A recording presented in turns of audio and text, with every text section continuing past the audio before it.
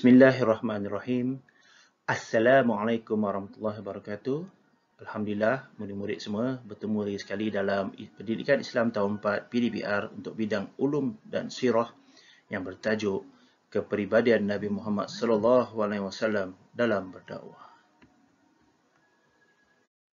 Bismillahirrahmanirrahim. Allahumma aftah alaina hikmataka wanshur alaina min hazaini rahmatika ya arhamar rahimin. Wahai Tuhan kami, bukalah ke atas kami hikmahmu dan bentangkan ke atas kami gedung rahmatmu. Wahai Tuhan yang Maha Pengasih. Baiklah murid-murid, perhatikan slide ini. Maksud dakwah. Jadi kita mulakan dengan dialog yang dituturkan oleh watak di dalam gambar tersebut. Assalamualaikum kawan-kawan. Saya Urustia, misi dakwah perkampungan orang asli. Pada hari ini, saya akan menerangkan cara berdakwah Nabi Muhammad SAW. Suka saya ingatkan bahawa dakwah bermaksud menyeru dan mengajak umat manusia untuk beriman dan taat kepada Allah Subhanahu Wa Taala serta kembali ke jalan yang benar. Nabi Muhammad SAW berdakwah di Mekah secara sulit selama 3 tahun. Baginda berdakwah kepada kaum kerabat yang rapat dengannya terlebih dahulu. Setelah itu, barulah diperintahkan oleh Allah agar berdakwah secara terang-terangan. Apa itu maksud dakwah? Okey, seperti mana yang dilafazkan tadi, dakwah ialah menyeru dan mengajak umat manusia untuk beriman dan taat kepada Allah Subhanahu Wa Taala serta kembali ke jalan yang benar. Nabi Muhammad SAW berdakwah secara sulit selama 3 tahun. Baginda berdakwah kepada kaum kerabat yang rapat dengannya terlebih dahulu. Setelah itu, barulah diperintahkan oleh Allah agar berdakwah secara terang-terangan. Okey, maksud di sini ialah dakwah kita faham mengajak dan menyuruh orang ataupun umat manusia untuk beriman dan taat kepada Allah selain melakukan perkara-perkara yang diredai oleh Allah. Okey, kalau tengok sini, dakwah ni Nabi Muhammad mulakan dengan sulit dulu. Okey, macam tu juga kita, kalau kita nak mulakan dakwah, kalau kita tak mampu nak terus berdakwah kepada orang ramai di luar, kita mulakan dakwah kita ataupun nasihat kita kepada orang yang paling rapat dengan kita dahulu. Contohnya ahli keluarga kita, adik-beradik kita, mak ayah kita, berpesan-pesan dengan hikmah. Okey, kemudian barulah kita boleh menyampaikan dakwah. Sekarang ni lagi senang, okey, boleh melalui dakwah. Boleh menyampaikan dakwah melalui media sosial dan sebagainya. Okey, baik. Kita tengok seterusnya. Teknik berdakwah Nabi Muhammad SAW adalah melalui pelbagai cara.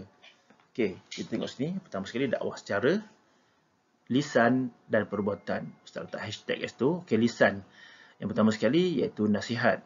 Okey, Nabi Muhammad SAW sentiasa menasihati umatnya perkara-perkara yang baik. Dan juga yang kedua melalui tazkirah.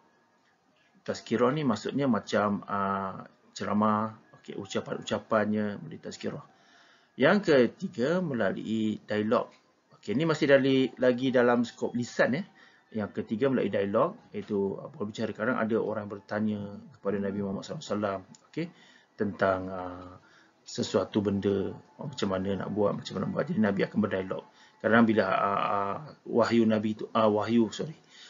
Allah itu turun kepada Muhammad SAW, okey, Nabi Muhammad akan sampaikan dan dari situ bermulanya dialog antara dia dengan sahabat dan umat-umatnya. Yang keempat melalui bercerita. Okey, menceritakan kisah-kisah Nabi terdahulu, menceritakan Nabi Muhammad SAW sering bercerita tentang hari kiamat, tentang keadaan syurga dan neraka dan sebagainya. Daripada apa yang Allah sampaikan kepadanya melalui Jibril AS, melalui wahyu yang disampaikan kepada Nabi Muhammad SAW. Yang kelima itu berdebat. Berdebat ni kadang-kadang ada orang-orang kafir yang suka mencabar Nabi Muhammad melalui kata-kata. Jadi Muhammad akan berdebat dengan cara berhikmah. Okey, kita tengok kepada kita tengok pada bahagian seterusnya, iaitu dakwah secara perbuatan. Dakwah secara perbuatan yang pertama sekali, Nabi suka berziarah. Okey, kunjung-mengunjung dari rumah ke rumah untuk menyampaikan dakwah dia. Yang kedua, memberikan hadiah. Hadiah ni maksudnya memberikan sedekah kepada yang tak mampu dan sebagainya. Yang ketiga, mengutuskan surat. Ini setelah dakwah Nabi dah berkembang, Nabi mengutus surat melalui utusan. Itu kepada yang keempat lah, menghantar utusan. Okey, untuk menyampaikan dakwah Nabi Muhammad sallallahu alaihi wasallam. Dan yang kelima adalah melalui berakhlak mulia. Apa maksud melalui berakhlak mulia?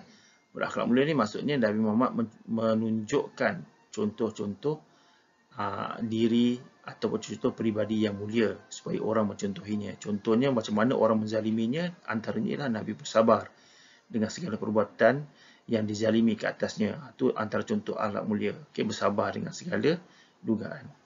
Okey, info sedikit. Nabi Muhammad SAW berdakwah secara sulit di rumah Sayyidina Al-Arqam Ibni Al-Arqam radhiyallahu anhu. Okey, itu info sedikit lah.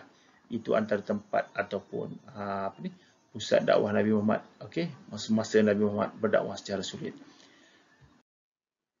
Okey, baik. Dalam slide seterusnya ini, kita akan membincangkan tentang tentangan kafir Quraisy terhadap dakwah Nabi Muhammad sallallahu alaihi wasallam. Antara tentangan yang Nabi hadapi ialah pertama sekali adalah fitnah. Orang Quraisy menuduh Nabi Muhammad sallallahu alaihi wasallam sebagai gila, ahli sihir dan pendusta. Mereka mendakwa Nabi Muhammad sallallahu alaihi wasallam ialah pemecah belah masyarakat dan pemutus hubungan silaturahim. Yang kedua, melalui pemulauan. Orang Quraisy menghalang aktiviti berjual beli dan semua bentuk komunikasi dengan kaum muslimin termasuk perkahwinan. Tindakan ini menyebabkan kaum muslimin mengalami kelaparan dan semakin tertekan. Pemulauan berlarutan selama hampir 3 tahun. Yang ketiga, penyiksaan. Terdapat pelbagai penyiksaan dilakukan terhadap kaum muslimin seperti dijemur di padang pasir dan diletakkan batu besar di atas dada mereka, seperti siksaan terhadap Bilal bin Rabah. Yang keempat, pembunuhan. Ada juga di kalangan para sahabat Nabi Muhammad SAW yang dibunuh dengan kejam, seperti Sayyidina Yasir dan juga Sayyidatina Sumayyah. Akhlak Nabi Muhammad SAW dalam menghadapi tentangan kaum Quraisy. Yang pertama sekali, Nabi Muhammad sentiasa bersabar dengan ujian dan cabaran. Yang kedua, Nabi Muhammad SAW tidak pernah berputus asa. Okay? Nabi Muhammad SAW tidak pernah berputus asa dan sentiasa bergantung harap kepada Allah Subhanahu Wa Taala. Yang ketiga, prihatin. Nabi Muhammad SAW mengutamakan kaum keluarga dan kaumnya yang Muslim dalam berdakwah. Dan yang terakhir sekali ialah berjiwa besar. Nabi Muhammad SAW sentiasa berhikmah dan tidak pernah berdendam. Kita tengok pada slide seterusnya. Inilah dia antara beberapa akhlak Nabi Muhammad SAW dalam berdakwah. Yang pertama sekali, Nabi Muhammad SAW sentiasa optimis, iaitu yakin terhadap janji dan bantuan dari Allah. Nabi Muhammad SAW menolak tawaran daripada kafir Quraisy, di mana kalau kisahnya Nabi Muhammad pernah ditawarkan pangkat, harta kekayaan dan juga wanita-wanita yang cantik. Namun baginda tetap yakin dengan pertolongan Allah dan meneruskan usaha dakwah sehingga berjaya. Ditolak semua. Nabi Muhammad pernah ditawarkan pangkat menjadi pemimpin yang paling besar, dan ditawarkan harta yang paling banyak yang tak tergambar dan juga wanita paling cantik. Pilih saja. Tapi Nabi Muhammad menolak semua itu. Sebaliknya Nabi Muhammad tetap memilih untuk terus berusaha meneruskan usaha dakwah Islam kepada umatnya. Yang kedua ialah Nabi Muhammad SAW seorang pendakwah yang penyayang.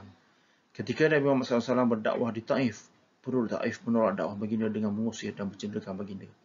Dikabarkan bahawa jubah baginda SAW yang putih itu telah merah, bertukar menjadi merah akibat berumuran darah.